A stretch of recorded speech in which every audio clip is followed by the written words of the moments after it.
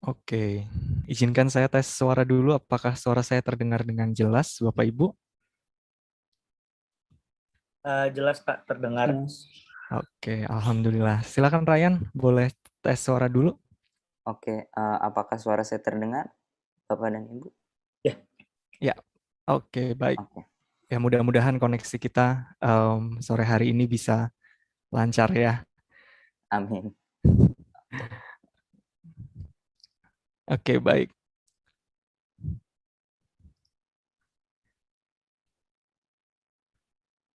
Selamat sore. Assalamualaikum warahmatullahi wabarakatuh. Shalom, Om Swastiastu, Namo Buddhaya, Salam Kebajikan.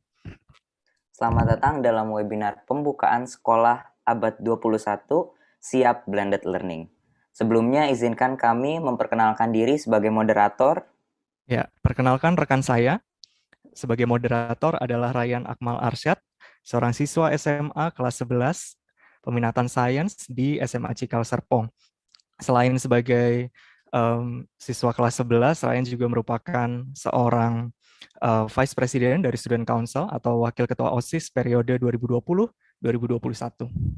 Dan rekan saya, Yosua Adiptana Layudistira atau yang biasa saya panggil Pak Nala, yang merupakan seorang guru bahasa Indonesia dari SMP dan SMA Cikal Serpong. Oke, terima kasih Ryan. Ya, jadi sebenarnya saya sangat bersemangat sekali untuk sesi sore hari ini.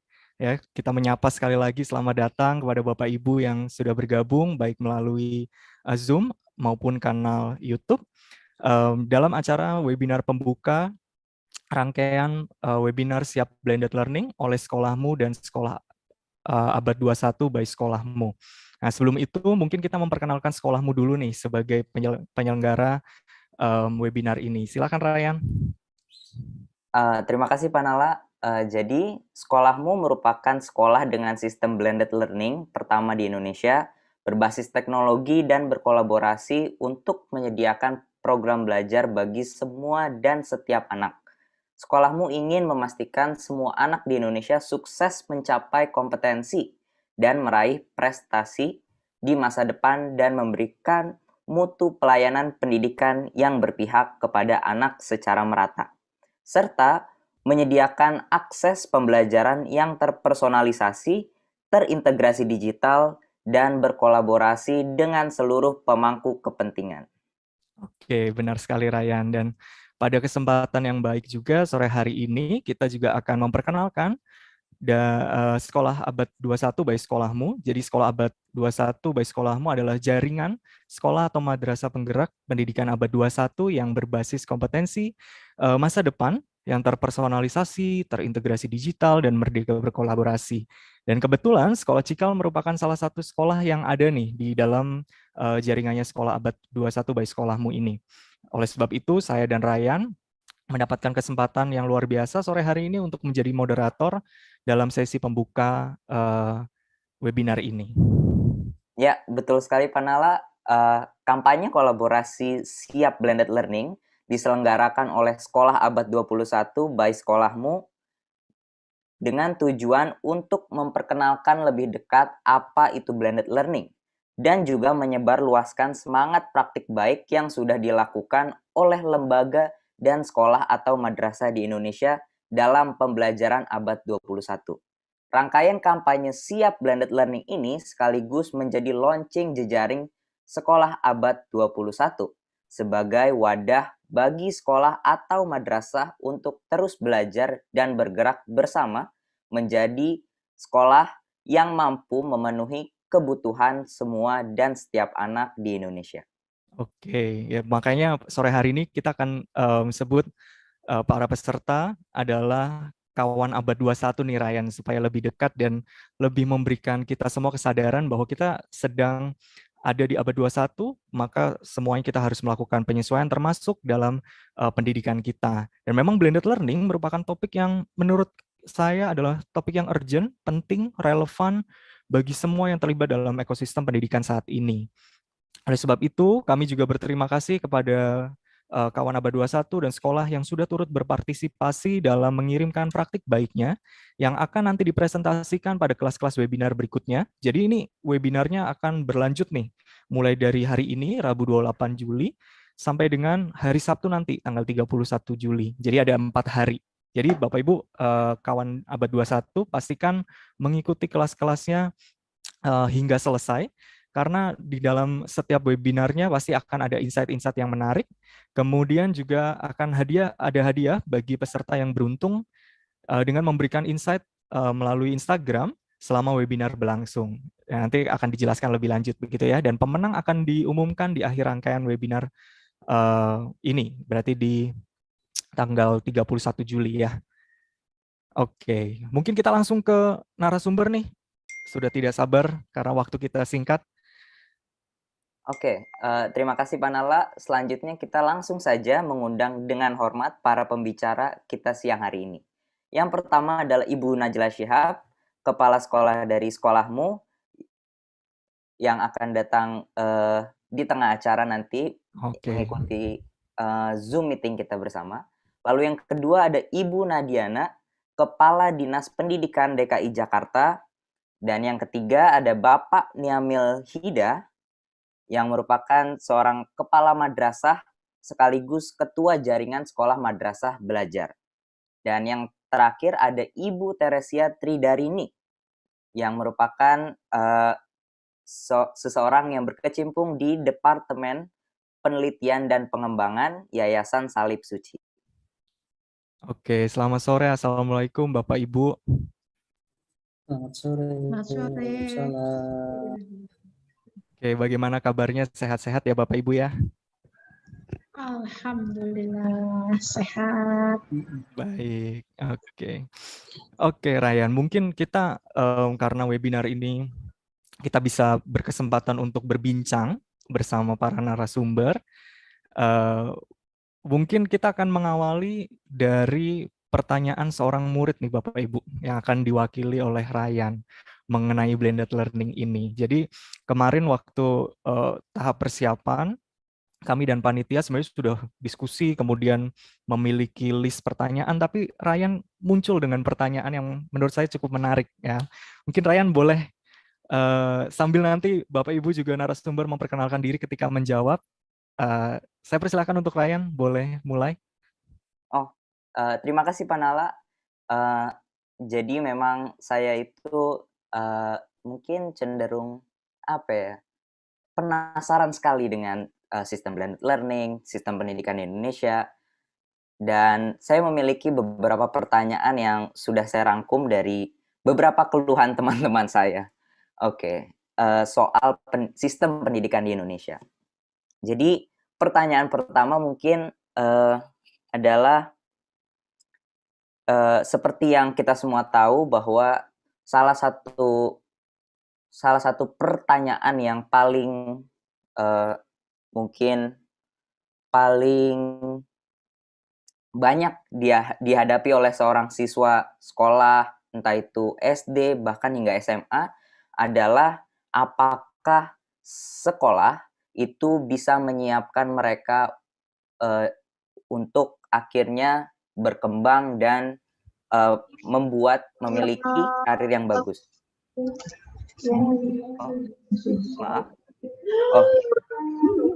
Ya, balik lagi ke pertanyaan pertama. Jadi salah satu hal yang paling sering ditanyakan murid kepada gurunya adalah apakah sistem pendidikan di Indonesia ini mendukung mereka untuk akhirnya terjun ke industri. Bahkan beberapa murid sampai pada titik di mana, buat apa sih sekolah? Karena kan nanti akhirnya juga kita akan bekerja sesuai dengan passion kita masing-masing. Nah, kalau menurut saya, pertanyaan ini muncul karena sistem pendidikan di Indonesia belum mampu untuk mengikuti perkembangan industri yang sangat pesat di abad 21 ini. Nah, maka dari itu, karena ini adalah webinar dari Blended Learning, saya ingin bertanya nih kepada Bapak dan Ibu, bagaimana cara Blended Learning bisa membantu sistem pendidikan di Indonesia sehingga akhirnya dapat menciptakan siswa-siswi ataupun pelajar-pelajar yang siap bekerja di industri dan juga menyiapkan pelajaran-pelajaran yang relevan di sekolah-sekolah yang ada saat ini. Kurang lebih seperti itu.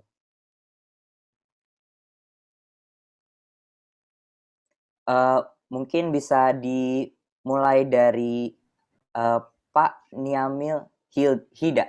Pak Niamil Hida. Oke, terima kasih. Wah, ini saya kaget nih, terus terang nih. Mas Ryan langsung pertanyaannya, ini bener nih masih kelas berapa? Kelas 2 SMA. 2 SMA. Pertanyaannya udah tajam banget gitu ya. Ini senang sekali sih ketika melihat kayak Mas Ryan dan teman-teman yang lain yang sudah mulai memikirkan ke depan gitu ya. Menurut saya memang blended learning jadi salah satu alternatif yang menarik sih ya. Walaupun sebenarnya sistem pendidikan kita masih sebenarnya sudah bisa, walaupun belum secara maksimal menyiapkan untuk sesuai dengan tantangan zamannya. Karena seringkali apa yang dipelajari di sekolah itu tertinggal dengan percepatan industri, percepatan teknologi maupun yang lainnya. Pendidikan kita masih kayak kalah cepat dengan situ. Nah, menurut saya blended learning kayak jadi alternatif untuk memaksimalkan potensi-potensi murid-murid kita sesuai dengan potensinya masing-masing. Walaupun nanti setiap di daerah pasti akan berbeda. Seumpama di Jakarta akan berbeda, seperti saya di Pekalongan, saya kepala sekolah di MI Wali Songo Family 1 yang secara mungkin akses teknologinya belum terlalu kuat, maka blended learning ini pasti akan berbeda diterapkan ketika dengan teman-teman yang di Jakarta, dengan murid-murid yang ada di Jakarta. Tapi itu sangat jadi menarik sih ketika itu diterapkan. Gitu sih, biar nanti murid juga punya kemerdekaan, punya pilihan untuk mengembangkan diri kemana nih. Tidak hanya selesai dengan kurikulum yang ada di sekolah. Menurut saya sangat memungkinkan sekali ketika blended learning diterapkan. Itu mungkin saya jawabannya. Ini keren nih, Mas Ryan. Oke, menarik sekali nih Ryan. Jawabannya blended learning salah satu cara yang bisa diterapkan. Oke, mungkin silakan Ryan dilanjutkan. Mungkin kita dengar jawaban dari narasumber yang lain dulu, Pak Nala. Boleh? Dari Ibu Nahdiana mungkin ingin menyampaikan pendapat. Ya, terima kasih Nak Ryan, kamu hebat betul ya. Tadi saya setuju dengan Pak Niamil tadi, berpikirnya udah tajam dan mudah-mudahan ini harapan-harapan yang kita harapkan dari sebuah proses pendidikan. Pendidikan itu enggak seperti kita menikmati es krim. Saat itu kita ada es krimnya, lalu kita bisa rasakan, oh ini enak, oh ini kurang gitu ya. Pendidikan itu adalah investasi, bahwa intervensi-intervensi yang diberikan pendidikan itu bisa dilihat ketika di masa datang saya mungkin tadi Pak Niamil, Pak Nala, terus Ibu Tresya, Bu Elas juga sudah hadir nih saya lihat ya. Bu Ella, kami itu adalah hasil dari pendidikan, Nak. Pendidikan pada saat kami dulu. Gitu. Jadi ketika tadi, maka di pendidikan ini, kenapa saya katakan tadi tajam sekali pemikirannya bahwa betul tadi, kita ini dalam pendidikan harus terus bertransformasi, mengikuti perkembangan zamannya. Jadi jangan sampai antara bicara pendidikan kan ada sumber dayanya, ada kalau Pak Gubernur itu mengatakan bahwa ada bibitnya, ada lahannya, ada iklimnya, gitu ya, ada iklimnya. Nah semua ini harus punya sinkronos yang baik, disinkronisasi yang baik. Nah, bagaimana dengan blended learning? Jadi, yang kuasa memberikan pandemi kepada kita, sesungguhnya ini momentum percepatan. Kita diajak dipercepat nih, Nak, bertransformasi. Awalnya, sekolah kita kan banyak nih, gitu ya. Nah, awalnya kita itu tidak semuanya siap dengan berubah ke era tadi, era digital seperti ini. Nah, sekarang dipaksa mulai dari tertatih-tatih 1,5 tahun seperti ini, semua mulai akrab gitu ya. Maka blended learning ini memang menjadi sebuah pilihan tepat. Karena ketika kita kembali pun, ini kita tidak bicara normal seperti dahulu kala. Itulah transformasi. Jadi sangat-sangat dibutuhkan untuk blended learning gitu ya, di mana mungkin konsepnya tadi proses pendidikan bisa dilakukan kapan saja, di mana saja secara online.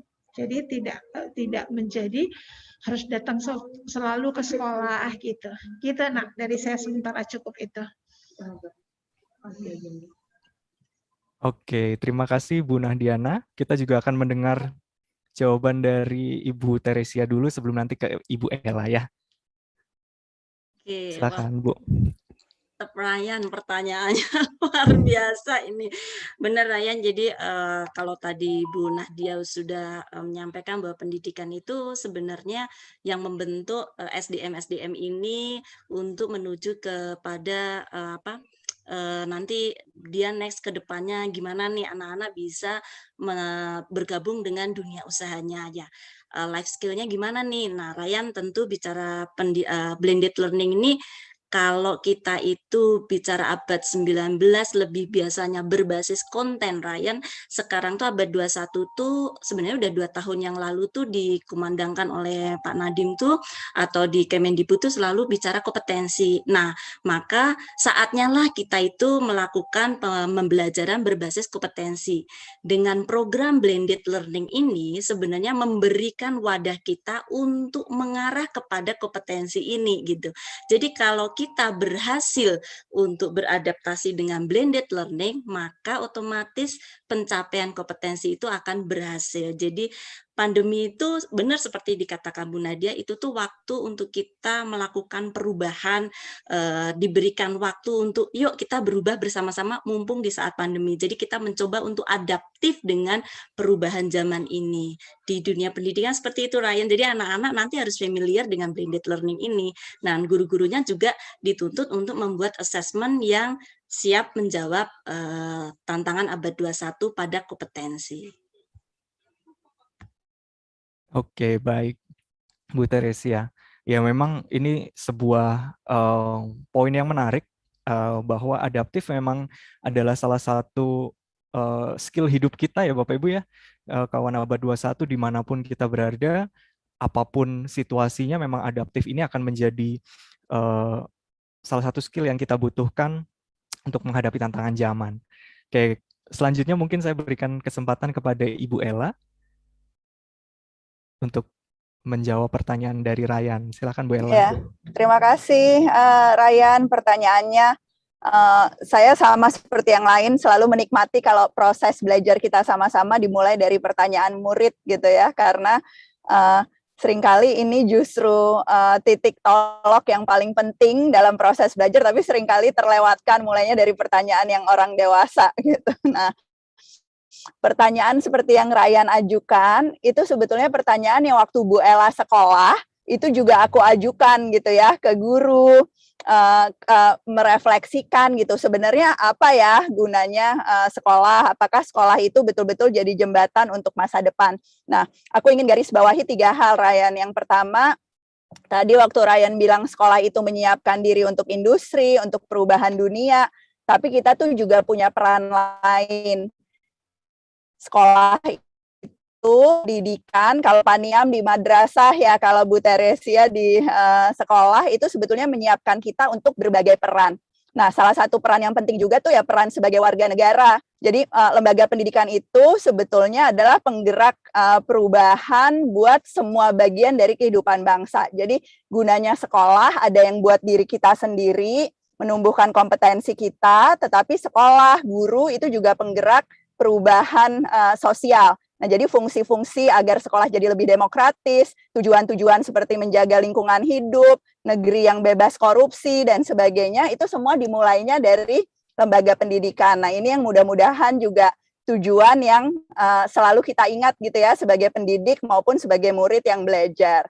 Nah, kalau kita lihat dunia di sekarang ini, apalagi sesudah pandemi seperti yang disampaikan Bu Nahdiana, dengan dunia 2 tahun yang lalu, 20 tahun yang lalu, apalagi 200 tahun yang lalu, itu bedanya luar biasa banyaknya. Nah, tapi pengalaman sekolah Bu Ella sama pengalaman sekolah Ryan itu udah kelihatan jauh berbeda karena Ryan ada di sekolah abad 21 seperti Cikal dan juga sekolah dan madrasah yang ada sekarang. Nah, buat kebanyakan anak Indonesia, pengalaman sekolahnya tuh masih sama antara puluhan tahun sekarang dengan ratusan tahun yang lalu. Bahkan buat kebanyakan anak di dunia juga. Jadi dunianya udah abad 21, sekolahnya, madrasahnya masih menerapkan prinsip-prinsip abad ke-19. Nah, ini yang harus jadi refleksi utama untuk semua pendidik, untuk semua pengelola lembaga pendidikan. Bu Ella tahu betul juga kalau pemangku kebijakan seperti Bu Nahdiana itu juga komitmen utama sebetulnya untuk membantu proses adaptasi dari satuan-satuan pendidikan ini, tapi yang paling penting, yang akan paling menggerakkan perubahan tuh sebetulnya murid-murid Ryan. Jadi murid-murid seperti Ryan yang terus ngasih umpan balik, terus ngasih pertanyaan-pertanyaan yang bermakna seperti ini yang pada akhirnya membantu refleksi dari semua pendidik, semua pengelola lembaga pendidikan. Karena esensi blended learning nanti kita bisa diskusi sebetulnya adalah keterlibatan murid yang makin lama makin besar. Mungkin itu pemantik awal diskusinya Ryan dan Panala. Oke, baik. Terima kasih Pak Niamil, Ibu Nahdiana, Ibu Teresia, dan Ibu Ella. Bagaimana nih Ryan, kira-kira apakah jawabannya sudah cukup memuaskan atau justru memantik pertanyaan-pertanyaan lain nih Ryan? Aku cukup sebetulnya mungkin bisa dibilang kagum dengan jawaban-jawabannya karena jawaban-jawaban seperti ini jarang sekali saya temukan di sekolah khususnya. Mungkin ada beberapa guru yang saya rasa memang bisa menyampaikan atau mengartikulasikan jawaban-jawaban yang sangat komprehensif seperti ini, tapi saya rasa Indonesia masih butuh banyak guru-guru lagi yang bisa mengartikulasikan pendapatnya secara komprehensif seperti ini, sehingga kami sebagai murid-murid pun merasa mungkin merasa lebih aman dan tenang menanti masa depan. Kurang lebih sih seperti itu. Tapi tadi saya dari jawaban-jawaban yang diberikan ada pertanyaan lagi yang muncul di otak saya. Jadi sebelumnya saya membandingkan pendidikan Indonesia dengan industri yang ada di Indonesia ataupun industri yang ada saat ini. Nah, sekarang saya ingin membandingkan sistem pendidikan Indonesia dengan sistem pendidikan dunia, standar pendidikan dunia. Seperti yang kita tahu, skor PISA kita yang baru-baru ini tidak terlalu memuaskan, dan skor literasi, skor sains, dan math kita juga termasuk yang di bawah. Nah, bahkan beberapa artikel yang saya baca menyebutkan bahwa sistem pendidikan di Indonesia itu ketinggalan 128 tahun dibandingkan standar sistem pendidikan dunia. Nah, yang saya penasaran adalah mirip sih sebetulnya. Bagaimana cara blended learning ini dapat mengakselerasi sistem pendidikan di Indonesia sehingga kita bisa menutup gap 128 tahun tersebut. Karena saya rasa kita butuh kecepatan atau kita butuh akselerasi yang signifikan untuk menutup gap tersebut. Karena yang harus dicermati juga adalah sistem pendidikan dunia ini kan juga ikut berkembang. Jadi saya rasa kalau kita tidak bisa menggunakan kecepatan yang signifikan atau kecepatan yang cukup untuk mengimprove atau mungkin tadi bahasanya Ibu Najla mentransformasi sistem pendidikan Indonesia, yang saya takutkan adalah justru gap tersebut makin jauh.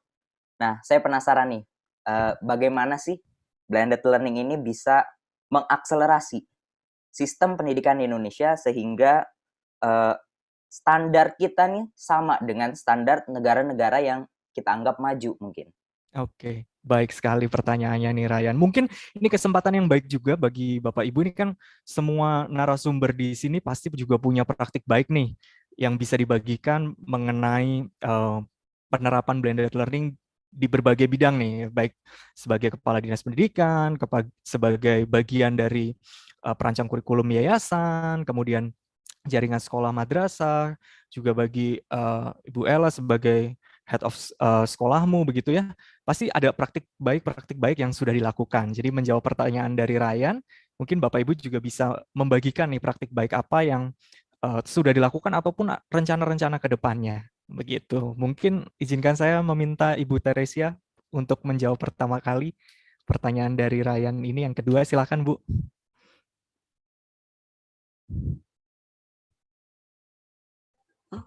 Oke, terima kasih.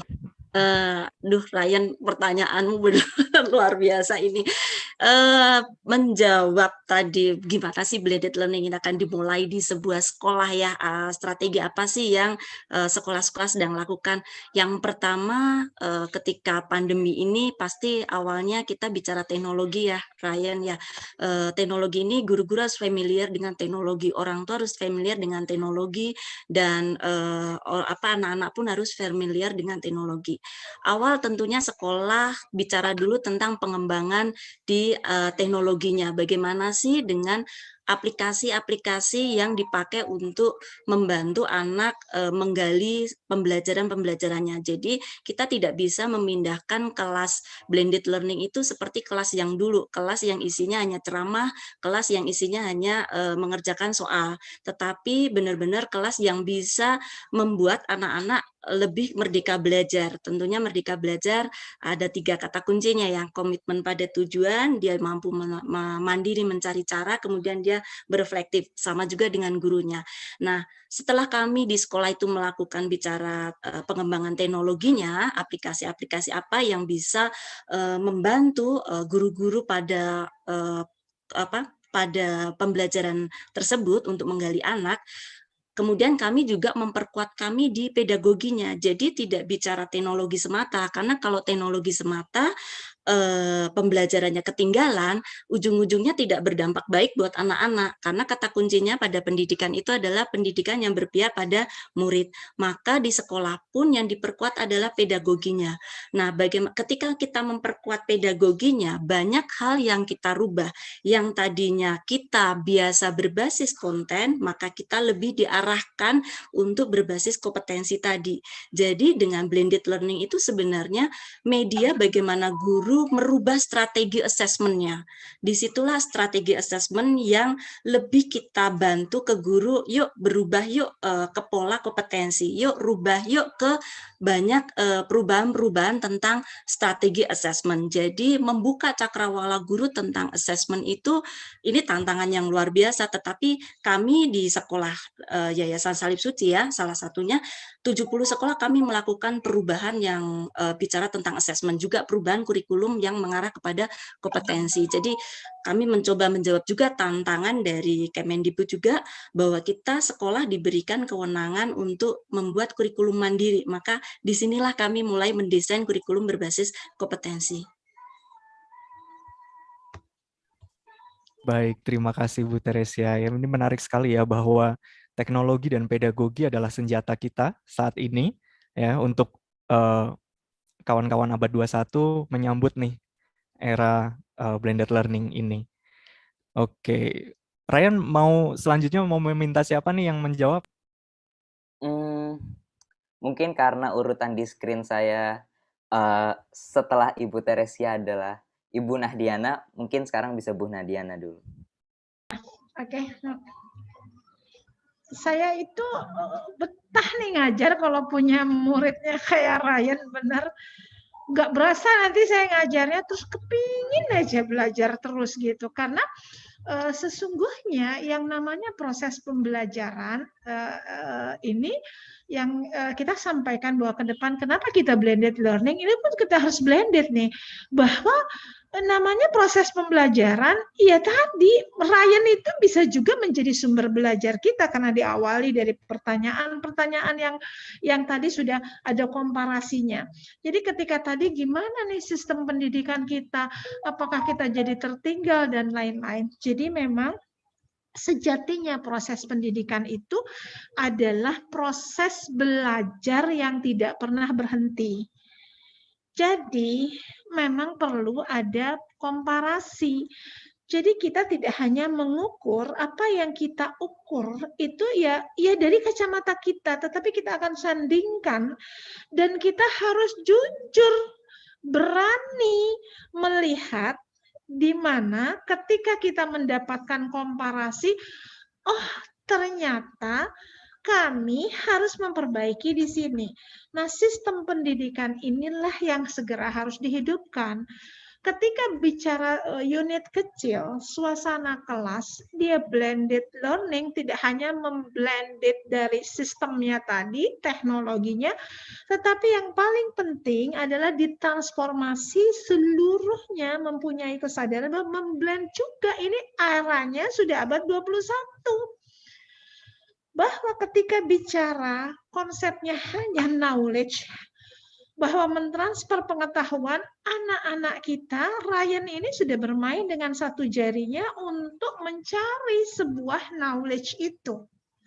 Nah inilah tantangan sebetulnya saya melihat sebagai pemegang kebijakan, bagaimana kesiapan-kesiapan, tadi Bu Ella sudah mengatakan, ini abadnya 21 nih, muridnya udah lari nih, jangan sampai nanti kebijakannya kita bukan hanya tertinggal hanya kilometer per jamnya, tetapi abadnya saja kita sudah tertinggal. Nah, jadi inilah yang dalam kebijakan ini menanggapi ini bagaimana kita sudah harus lepas landas dari kebiasaan-kebiasaan yang sifatnya tadi tidak terbuka.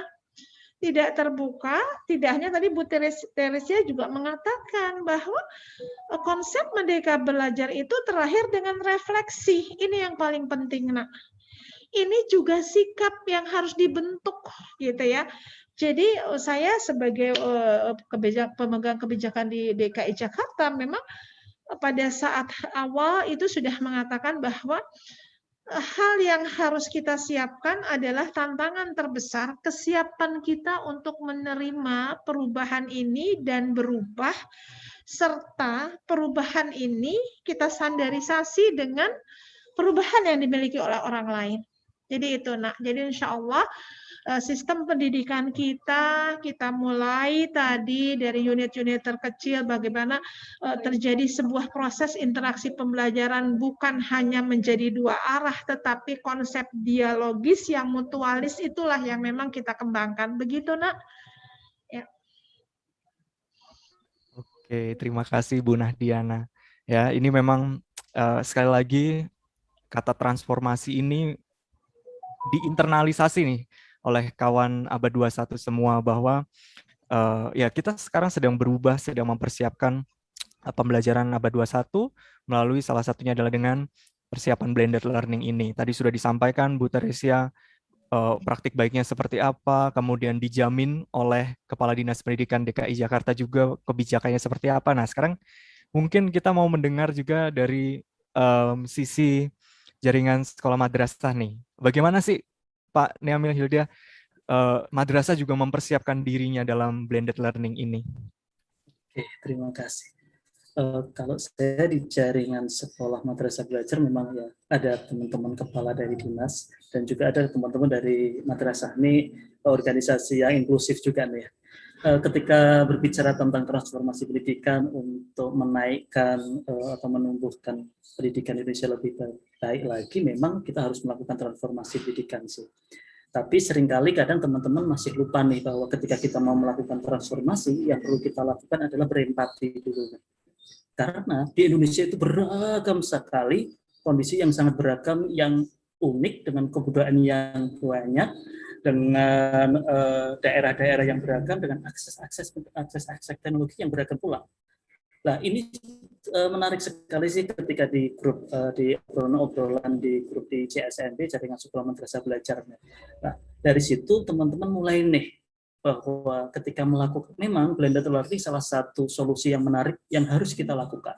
Karena blended learning ini akan memantik murid-murid, guru-guru untuk menerapkan Merdeka Belajar. Karena kuncinya ketika blended learning itu ada belajar mandiri dan ada sesi-sesi sinkronus yang akan ada feedback yang akan dilakukan oleh guru atau kepala sekolah nih. Kalau dulu mungkin seringkali kita ada kegiatan-kegiatan hanya sinkronus saja ya. Ketika blended, guru dan murid mulai dipantik untuk melakukan tadi belajar secara mandiri dan nanti akan mendapatkan feedback. Lah, di kondisi di beberapa daerah di Indonesia sangat beragam. Maka blended learning juga bisa diterapkan dengan aneka ragam nih. Maka yang perlu dilakukan oleh para pemimpin yang awal adalah bagaimana pemimpin harus berempati dulu kepada murid, berempati dulu kepada orang tuanya, bagaimana sih kondisinya. Kita harus melakukan diagnosa nih kepada murid, kepada orang tua, apakah aksesnya. Mungkin ketika ditanya apakah orang tuanya punya IT, mungkin HP nih yang bisa untuk akses sesi sinkronus, mungkin sesi Zoom, Google Meet maupun yang lainnya. Oke, saya punya, tapi anaknya ada 3 nih. Gitu ya, Sobat. Anaknya ada 3, HP-nya cuma 1 lah. Ini juga perlu dipahami. Lah, ini yang menarik yang sudah dilakukan di teman-teman Jaringan Sekolah Madrasah Belajar mulai nih. Mulai ada percakapan-percakapan itu, mulai berempati dan lain-lain. Dan yang kita akan lakukan juga adalah kolaborasi antar sekolah, antara sekolah dengan madrasah, yang mungkin kayak gitu ya, setingkat dan lain-lain untuk melakukan inovasi-inovasi. Bisa nggak ya kita melakukan pembelajaran blended learning tapi kolaborasi antar sekolah? Ini yang mulai kita inisiasi. Semoga dari inisiasi ini mulai nih bertumbuh-tumbuh kayak ada ledakan kecil-kecil di beberapa daerah yang akhirnya pendidikan di Indonesia bisa tumbuh mulai dari bawah yang sangat banyak. Kayak gitu sih itu harapannya. Maka lakukan dulu mulai dari berempati kepada murid, kepada orang tua. Mungkin itu.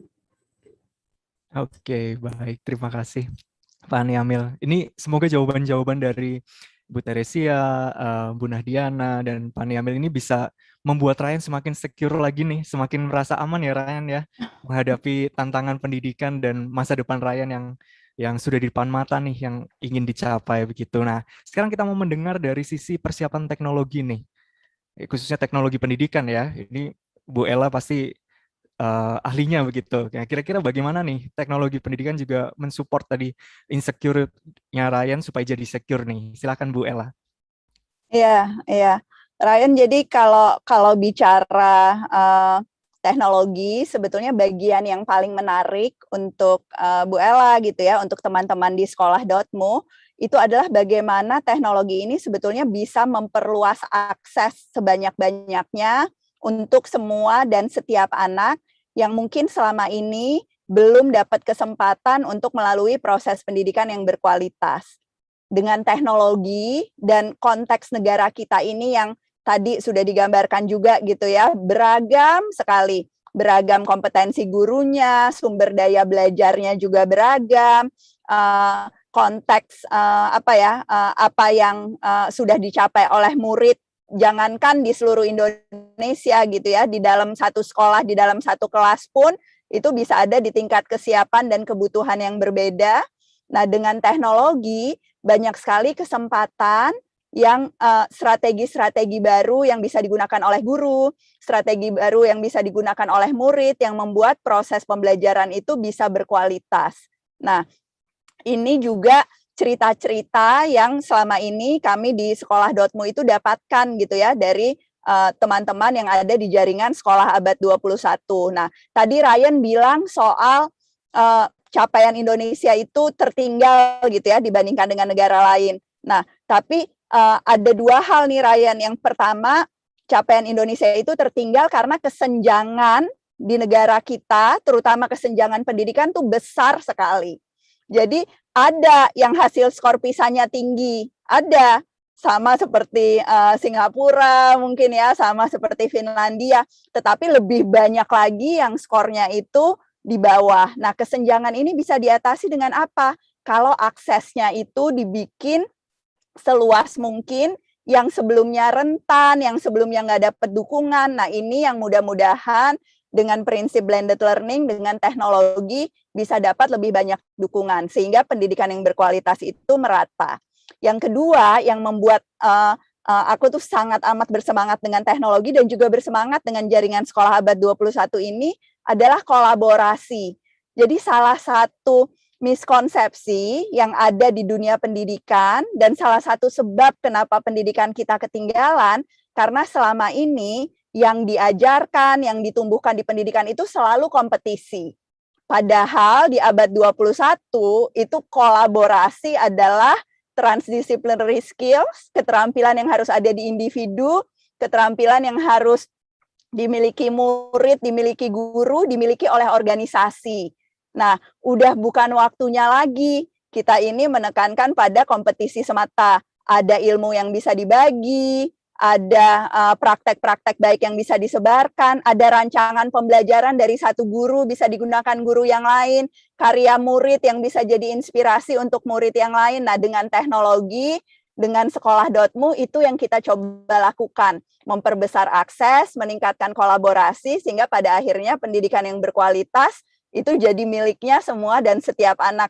Dan hasilnya ya, Bu Ella yakin Ryan bukan cuma akan kelihatan di skor PISA, tetapi akan kelihatan di perubahan masyarakat gitu ya, karena majunya satu negara itu juga dimulai dari perubahan di pendidikannya dulu, sebelum kita membayangkan perubahan di industri, perubahan di dunia profesi dan sebagainya. Jadi optimis kok Ryan, Ibu Ella optimis banget akan ada perubahan dan mudah-mudahan Ryan dan semua murid yang mendengarkan di sini juga nggak patah semangat gitu ya dengan fakta ketertinggalan, tetapi justru jadi makin bersemangat bahwa udah ada nih cara-cara untuk mengakselerasi perubahan dengan integrasi digital yang utuh.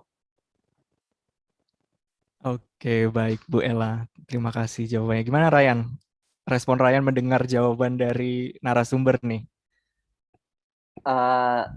Seperti tadi sih, seperti pertanyaan awal saya cukup saya menjadi mengerti dan saya menjadi terbuka wawasannya soal sebetulnya apa sih yang ingin dicapai oleh sekolahmu dan blended learning dan lain-lain. Itu sih Pak. Oke, baik ya. Jadi memang tadi empati itu juga Pak Niamil mengatakan berawal dari para pemimpin ya, tapi di sini juga Bapak Ibu juga bisa melihat saat ini juga Ryan juga akhirnya berempati nih dengan struggle yang Bapak Ibu atau kawan abad 21 juga hadapi sebagai ya pemangku kebijakan, sebagai pemimpin di sekolah, guru di sekolah begitu. Dan akhirnya seperti yang Bu Ella tadi sampaikan juga timbul kolaborasi yang utuh dari setiap kita. Nah, untuk selanjutnya ini mungkin nanti kawan abad 21 juga boleh memberikan pertanyaan, baik itu dari kolom chat aplikasi Zoom ini, kanal Zoom ini, atau melalui kanal YouTube. Jadi mungkin sekitar 5 menit lagi, saya persilahkan Bapak Ibu juga ada, atau kawan abad 21 juga ada pertanyaan, bisa disampaikan melalui kolom chat begitu. Nah, mungkin ini saya akan mencoba, karena tadi Bu Ella sudah masuk ke area sekolah dan madrasah abad 21 gitu ya, tadi sudah sempat dikaitkan nih. Mungkin saya izin bertanya Bu mengenai sekolah madrasah yang siap blended learning. Ini kan juga pasti dikaitkan dengan istilah sekolah dan madrasah abad 21. Nah, 2 pertanyaan saya mengenai hal ini. Yang pertama adalah latar belakangnya. Sebenarnya seperti apa sih kegelisahan dari masing-masing ekosistem pendidikan? Kemudian melalui jejaring sekolah dan madrasah abad 21 ini apa yang ingin dituju dan diharapkan? Begitu. Mungkin itu pertanyaan dari saya untuk Bu Ella. Silakan Bu Ella. Oke, kalau bicara blended learning itu sebetulnya ada kata kuncinya tadi seperti yang disampaikan itu sebetulnya adalah personalisasi gitu ya. Jadi bahwa masing-masing murid itu mendapatkan proses pembelajaran yang paling sesuai untuk dirinya. Jadi berangkatnya dari kebutuhan murid, kesiapan murid, minat dan bakat murid. Tadi Pak Niam sampaikan berangkatnya dari memanusiakan hubungan gitu ya, empati dan seterusnya. Nah, tapi sebetulnya blended learning itu juga memungkinkan murid ini dapat kesempatan untuk terlibat lebih mandiri melalui proses pembelajaran strategi yang beragam sehingga waktu pendidikan itu bisa dimanfaatkan memang untuk hal-hal yang esensial. Di sini lagi-lagi teknologi ini membantu. Saya tuh nggak pernah ketemu guru yang nggak sibuk atau bilang kebanyakan waktu gitu ya. Semua bapak dan ibu di sini nih kerjanya itu biasanya bukan cuma jam kantor. Saya tahu Bu Nahdiana begitu, Pak Niam begitu, Bu Tere begitu, dan semua yang hadir di sini juga begitu. Pekerjaan di pendidikan itu pekerjaan yang sangat kompleks, yang sangat sulit, dan seringkali juga penuh tekanan. Kenapa? Karena kita ingin memberikan yang terbaik, karena kalau kita bilang personalisasi, mungkin kalau orang tua anaknya di rumah 3 aja udah ribet gitu ya, apalagi kalau muridnya ratusan atau ribuan gitu di dalam satu lembaga pendidikan. Nah, menggunakan blended learning itu sebetulnya jelas amat sangat membantu fungsi dan peran kita. Kenapa? Karena tidak melulu proses belajar itu berpusat pada guru, tetapi ada alat-alat bantu yang memungkinkan murid itu pada saat murid terlibat aktif dalam proses belajarnya, mandiri, menentukan ritmenya, memilih apa yang dipelajari, itu sebetulnya amat sangat mengurangi kesulitan guru. Amat sangat memberikan kita waktu, bukan berarti terus gurunya nggak ngapa-ngapain gitu ya karena udah pakai teknologi, tapi guru bisa berfokus pada kualitas umpan balik, perencanaan strategi, assessment yang lebih beragam, dan seterusnya. Nah, lagi-lagi kombinasi antara teknologi dengan pedagogi yang tepat itu adalah tujuan utama dari sekolah.mu. Jadi kami nggak ingin cuma jago di teknologinya aja gitu ya, bikin aplikasi, bikin platform, tapi proses pendidikan yang terjadi itu tadi jangan-jangan cuma menuju konten semata gitu ya, cuma targetnya lulus ujian saja gitu kan, cuma untuk bisa diterima di jenjang berikutnya. Nah, bukan itu pendidikan abad 21. Pendidikan abad 21 itu ya tujuannya kompetensi, pada akhirnya tolak ukurnya karya nyata, kemampuan murid memecahkan masalah, dan itu yang kita harapkan bisa mengumpulkan contoh-contoh praktek baik dari semua sekolah, dari semua madrasah yang selama ini memang sudah menggunakan aplikasi sekolah.mu, tapi bukan saja soal aplikasinya, tetapi sebetulnya sudah tumbuh bersama melalui proses integrasi digital bersama dengan sekolah.mu untuk kemudian bisa jadi contoh praktek baik dalam konteks satuan pendidikan masing-masing maupun contoh praktek baik dalam konteks kolaborasi antar satuan pendidikan yang pada akhirnya memang bisa jadi organisasi yang merdeka belajar, organisasi yang merdeka berkolaborasi dan merdeka berkarya. Karena nggak mungkin akan ada banyak murid-murid seperti Ryan. Kita mengharapkan murid yang merdeka belajar, murid merdeka berkolaborasi, dan murid merdeka berkarya itu semua munculnya dari pendidik dan dari organisasi satuan pendidikannya yang juga mempraktekkan kemerdekaan belajar, kemerdekaan berkolaborasi, dan kemerdekaan berkarya. Itu esensinya jaringan sekolah abad 21 ini, dan itu misi utama kenapa sekolah.mu ini diinisiasi dan hadir gitu ya untuk mendorong perubahan di ekosistem. Oke, terima kasih Bu Ella untuk penjelasannya.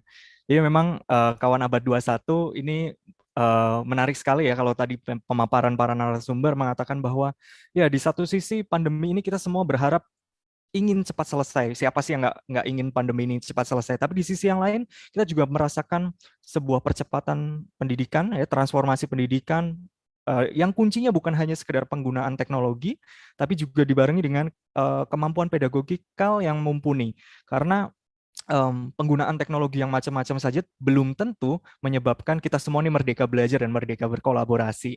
Dan ini poin yang sangat menarik dan baik sekali untuk sesi kita sore hari ini. Dan saya sebelum ke pertanyaan dari para peserta, saya ingin terakhir nih, sebelum ke para peserta, saya ingin melihat dan mendengar tanggapan dari narasumber yang lain. Sebenarnya harapannya apa sih untuk jaringan sekolah madrasah ini begitu ya, abad 21 ini begitu. Mungkin saya mulai dari Ibu Nahdiana dulu, kemudian nanti minta tolong langsung diteruskan oleh Ibu Teresia dan terakhir nanti Pak Niamil ya. Oke, silakan Bu Nahdiana. Baik, terima kasih Pak Nala. Jadi gini, tadi bahwa urusan pendidikan tadi sudah disampaikan kan dalam diskusi kita bahwa ini tidak bisa dikerjakan sendiri. Ini tidak bisa dikerjakan sendiri, maka semangat kolaborasi tidak berhenti karena disemangat, tapi diimplementasikan. Ini harus ada kerjasama satu sama lain, maka jaringan sekolah abad 21 nih, sekolah dan madrasah ini menjadi bagian yang memang kita harus saling bergenggam gitu ya, karena ini juga menghidupkan sebuah praktek baik bahwa dengan berkolaborasi maka kita akan melihat bagaimana ketertinggalan kita tanda kutip. Semua orang tuh nggak ada yang perfect, semua organisasi nggak ada yang perfect, semua kurikulum kita nggak ada yang perfect, tapi saling berbagi praktek baik. Jadi saya setuju sekali dengan Bu Ella tadi bahwa menjawab pertanyaannya Mas Ryan tadi, satu, ini bukan saatnya mengedepankan kompetisi gitu ya, tapi melakukan kolaborasi. Ya kalau kompetisi sebuah keniscayaan, tetapi bukan itu menjadi tujuan utama gitu ya untuk menjadi berprestasi. Itu yang pertama. Yang kedua tadi, saatnya kita saling bergotong royong. Urusan pendidikan, kata kuncinya adalah karena ini invest masa depan, ini harus dilakukan secara bersama. Jadi bicara tentang sekolah abad 21, jaringan sekolah dan madrasah ini, saya mengatakan inilah sesungguhnya yang memang konsep harus kita lakukan bersama, kita belajarnya belajar bersama. Demikian.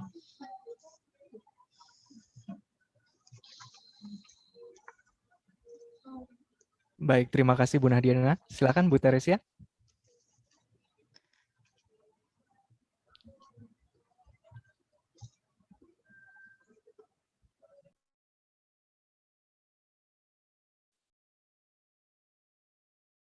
Bu Teresia, sepertinya masih di mute. Oke, Oh, oke, terima kasih. Benar ya, harapan saya berdampak banget nih dengan kolaborasi jaringan sekolah merdeka madrasah ya. Ini dapat banget dari saya punya 70 sekolah, kemudian saya bisa bergabung bersama Pak Niam ini juga, saya mendapatkan sesuatu yang luar biasa. Saya dibantu banget percepatan saya di Yayasan Salib Suci ini bersama teman-teman di KGC, di Sekolah Merdeka, jaringan Sekolah Merdeka, madrasah, dibantu lagi dengan sekolahmu nih, karena apa sih? Karena kolaborasi. Jadi kalau untuk menjawab perubahan ini di pendidikan sendirian, saya sendirian, maksudnya Yayasan Salib Suci sendirian, atau sekolah swasta berdiri sendiri, mengejar sendirian, nggak bisa, karena bicara perubahan ini memang perlu gandengan tangan. Demikian juga dengan pihak dinas. Kenapa? Karena ketika kita menjawab yang tadi kita mengarah ke kompetensi, dinas pun juga terlibat untuk membantu mendampingi kami pada sisi kompetensi. Jadi kita sama-sama melakukan perubahan. Pentingnya kolaborasi ini sama-sama saling menginspirasi dan sama-sama bergandeng tangan, saling mengisi, melengkapi apa sih yang harus kita lakukan untuk percepatan perubahan pendidikan ini. Begitu Pak Yosua. Oke, terima kasih Bu Teresia. Silakan Pak Niam. Terima kasih. Iya, saya punya harapan besar sih sama sekolah abad 21 dan kepada sekolah umum gitu ya. Karena yang saya rasakan, yang kami rasakan di teman-teman di jaringan sekolah madrasah belajar, kita mendapatkan kesempatan bisa belajar dari modul-modul yang sudah ada, bagaimana kita bisa memanusiakan hubungan, kita menerapkan sesuai konteks dengan kondisi masing-masing, tidak memaksakan dulu di awal, tapi setidaknya teman-teman guru, teman-teman kepala akhirnya mempunyai akses yang lebih cepat. Mungkin dulu teman-teman ketika mau mendapatkan pelatihan-pelatihan sesuai kebutuhannya harus cari dulu nih kemana nih. kita harus ada uang transport nih, kita harus ada uang penginapan nih dengan sekolah.mu ini, akhirnya kita kayak wah ini ada percepatan yang luar biasa yang bisa dipelajari oleh teman-teman kepala dan teman-teman guru nih kayak gitu. Dan punya harapan juga nih, semoga mungkin di DKI Jakarta sudah sering bekerjasama berkolaborasi dengan sekolah.mu untuk program-program pelatihan ya, untuk menyiapkan sekolah abad 21. Saya punya harapan lebih, semoga ke depan banyak dinas-dinas pendidikan di daerah di seluruh Indonesia, pemerintah-pemerintah daerah banyak kolaborasi-kolaborasi yang terjadi. Karena menurut saya itu jadi kunci sih. Ketika kita banyak kolaborasi, kita akan mendapatkan inspirasi dari banyak guru, inspirasi dari berbagai sekolah di seluruh Indonesia. Itu harapan besar kami, semoga Bu Ila dan tim bisa mewujudkan biar Indonesia bisa bertumbuh lebih baik lagi. Terima kasih. Amin, terima kasih Pak Niam.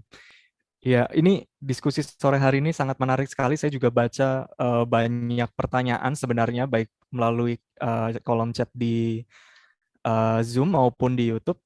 Tapi karena keterbatasan waktu, Bapak Ibu, untuk sore hari ini, kita hanya menjawab 3 pertanyaan saja. Nah, mungkin nanti Ryan bisa membantu dengan pertanyaan yang pertama. Tapi jangan khawatir Bapak Ibu, kalau pertanyaan masih belum terjawab, sesi kita akan ada banyak kok nanti sampai Sabtu ya. Nanti siapa tahu jawabannya ada di sesi-sesian.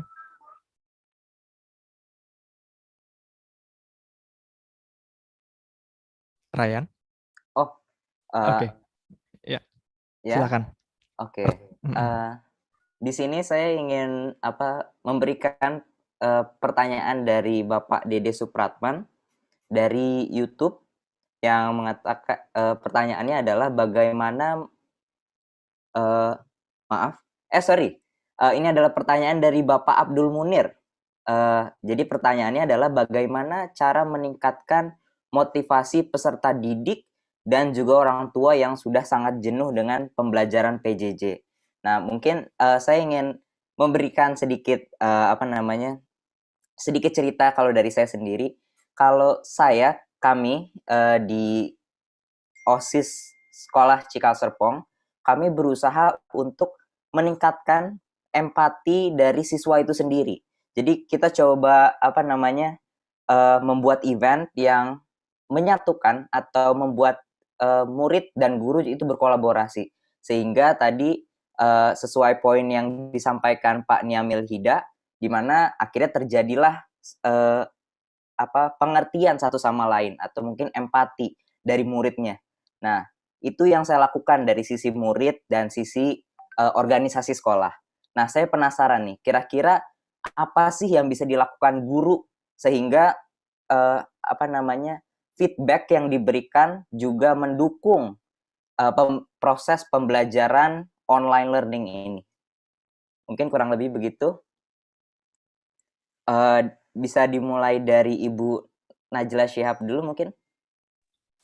Iya, jawabannya pasti lebih banyak contoh dari Bu Tere atau Pak Niam ya, yang setiap hari masih mengajar di kelas. Tetapi kalau saya melihatnya pertama ada demotivasi gitu ya, ada kerinduan untuk segera memulai pertemuan tatap muka dan seterusnya, itu amat sangat wajar. Jadi kalau pada nggak kangen ketemu, kangen balik ke sekolah, malah jangan-jangan ada yang salah gitu ya, karena memang di profesi ini kekuatan hubungan itu adalah salah satu reward utama gitu ya. Saya sebagai guru juga, kalau ketemu langsung tuh beda gitu ya rasanya, bisa menatap mata dan seterusnya. Jadi wajar sekali kalau ada keinginan untuk kapan sih ini yang jarak jauh ini bisa segera berubah jadi pertemuan tatap muka lagi. Nah, kuncinya aku tuh selalu mencoba menempatkan bahwa jarak jauh itu bukan berarti harus menjadi pembelajaran yang jauh.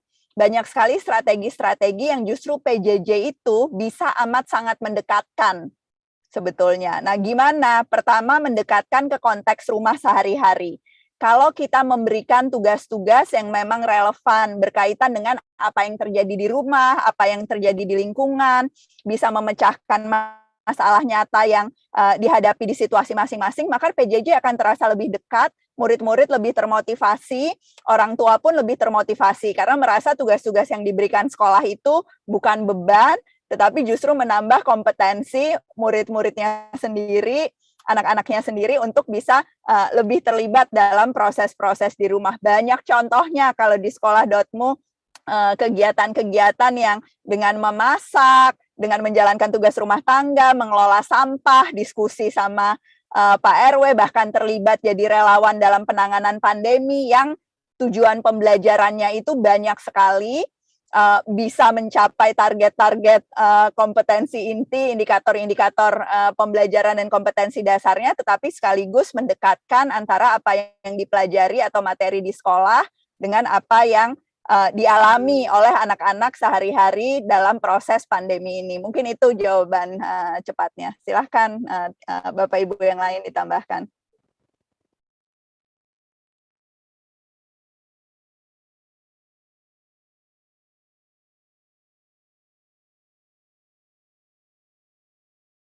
Mungkin saya menambahkan ya dari Bu Ella ya, izin Pak Nala menambahkan dari Mas Ryan tadi dengan Bu Ella bahwa ya artinya gini, ini tantangan, ini challenge bahwa bagaimana mengharmonisasi peran sekolah dengan peran rumah yang fokusnya kepada anak-anak kita.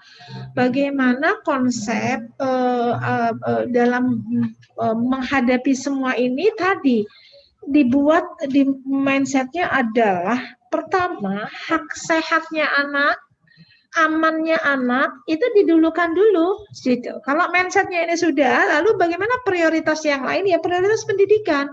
Fokusnya pada anak, jadi ada harmonisasi. Jadi Pak Nala, saya mengatakan bahwa Dinas Pendidikan Provinsi DKI Jakarta awal kali pertama sekolah ini ditutup, tadi kami bilang kami punya keterbatasan dari sisi kreativitas, dari sisi yang lain mendekatkan dalam konsep pembelajaran kekinian. Maka kami melakukan kolaborasi bersama teman-teman di PSPK, lalu dengan sekolahmu juga Dinas Pendidikan ini dari tahun 2019. Kami sudah melakukan piloting sekolah kolaborasi pada saat itu sebelum ada pandemi nih. Bagaimana tadi mengisi ini semua. Nah dengan yang ada, bagaimana tadi fokusnya pada anak tadi memang yang kedua, ada challenge yang harus kita lewati bersama. Dari sisi guru, saya melihat dari sisi guru, ada tantangan besar antara penugasan dengan pembelajaran, ini bedanya tipis sekali. Bagaimana pembelajaran ini menjadi sebuah proyek pelatihan anak-anak dalam menyelesaikan permasalahan kehidupan. Tadi Bu Ella sudah sampaikan bagaimana latihan tadi di masyarakat, bagaimana bagaimana konsep itu jadi belajar. Saya mengatakan ketika hal-hal kita hilang dengan pembelajaran pada saat digital seperti ini, ada hal yang keterampilan anak-anak ini memang tetap harus dilatih, dan disinilah bagaimana tadi motivasi itu, survival itu harus kita lakukan. Jadi ini persyaratan juga. Siapa yang harus survive?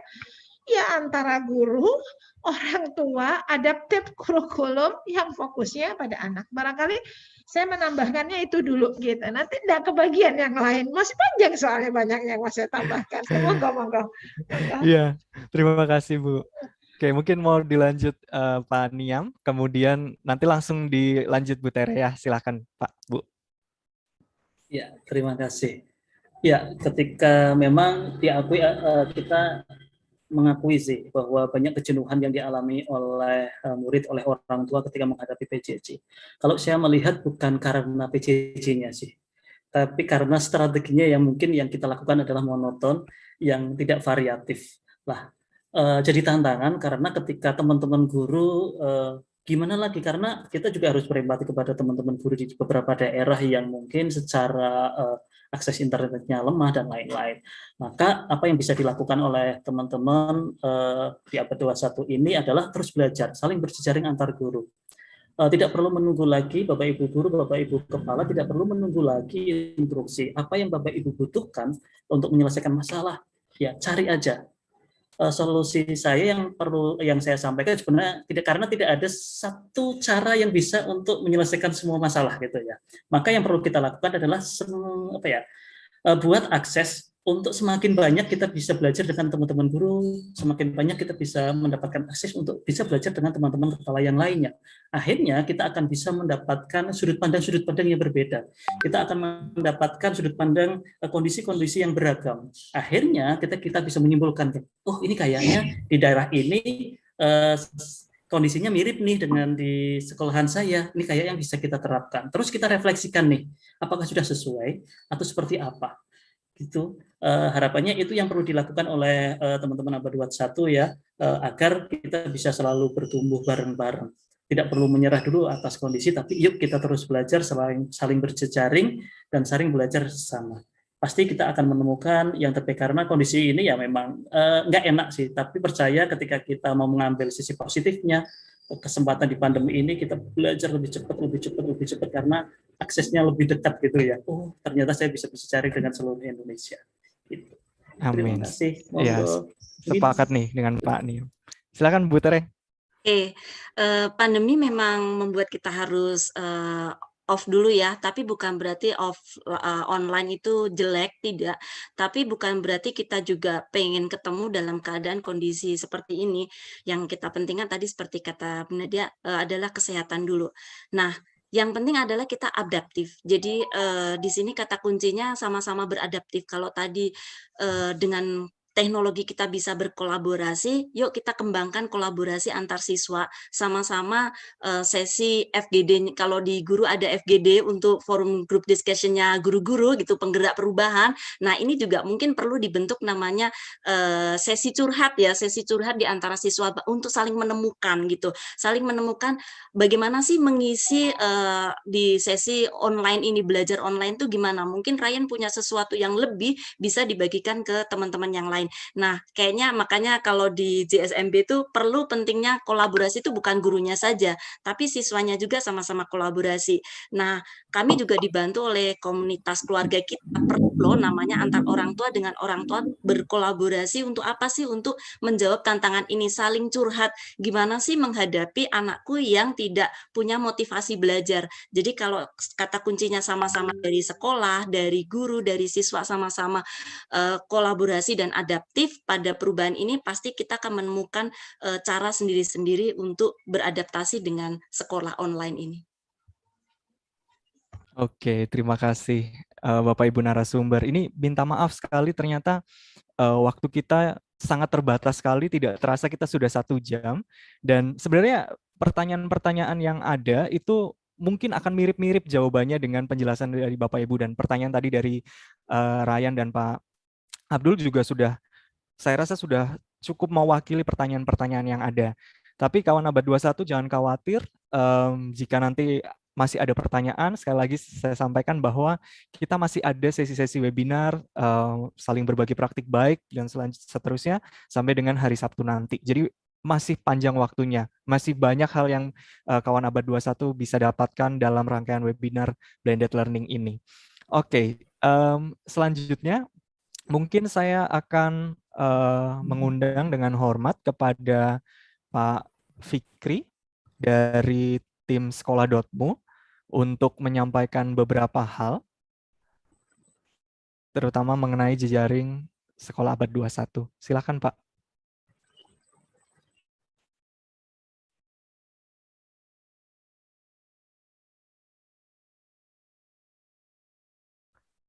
Ya Bapak Ibu kawan abad 21 juga jangan pergi dulu, mungkin setelah ini kita akan ada kesempatan untuk berfoto bersama dengan narasumber. Apakah Pak Fikri sudah ada?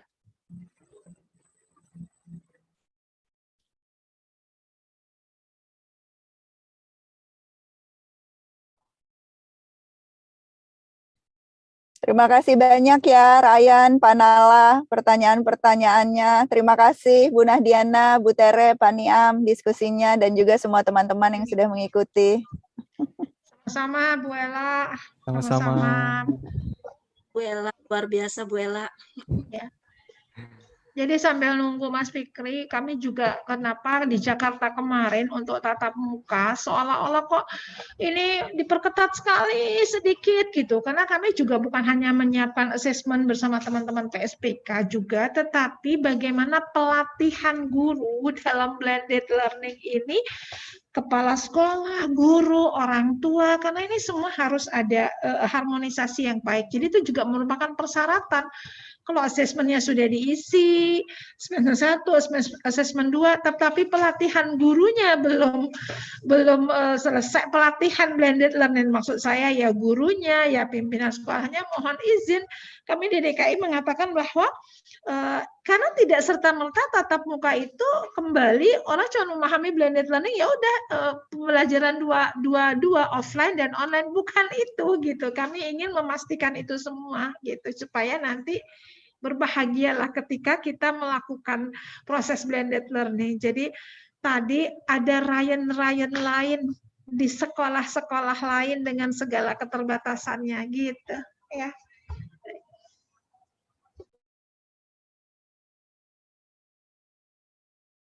Oke, baik. Mungkin kita foto dulu aja kali ya, Bapak Ibu narasumber. Mohon izin, Bapak Ibu yang lain juga, peserta di Zoom juga boleh menyalakan kameranya.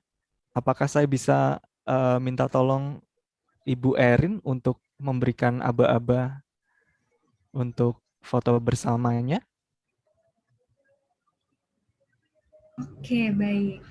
Saya hitung ya untuk foto bersama. 1, 2, 3. Oke, 1 kali lagi ya.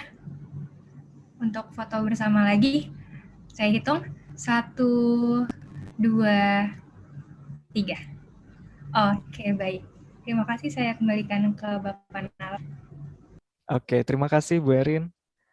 Selanjutnya Pak Fikri Akbar, saya persilahkan. Halo Pak Yosua, halo semua kawan-kawan, kawan abad 21 dan juga pasti guru abad 21.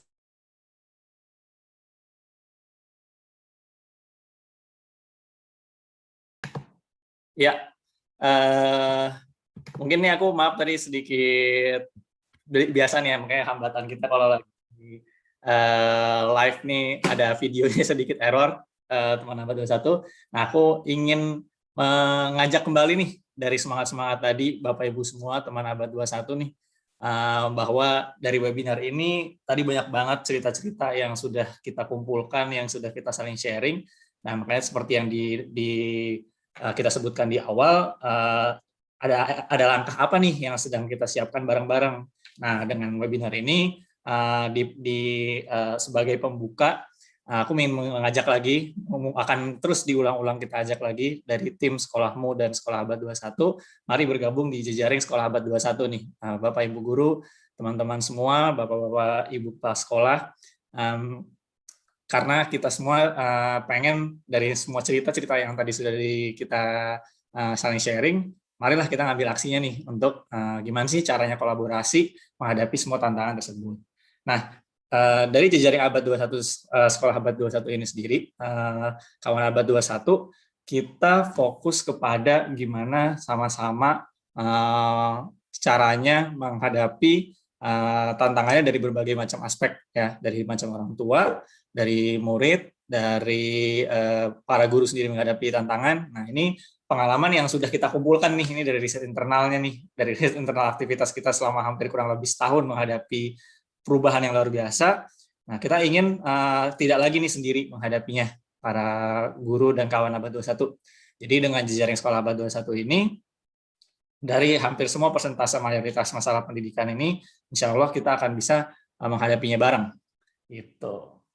Nah, mungkin boleh lanjut moderator visualnya. Nah, ya.